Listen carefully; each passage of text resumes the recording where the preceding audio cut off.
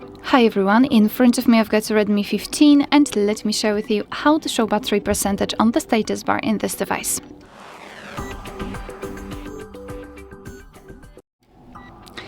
So let's begin with opening the settings, and here we have to scroll and find notifications and status bar.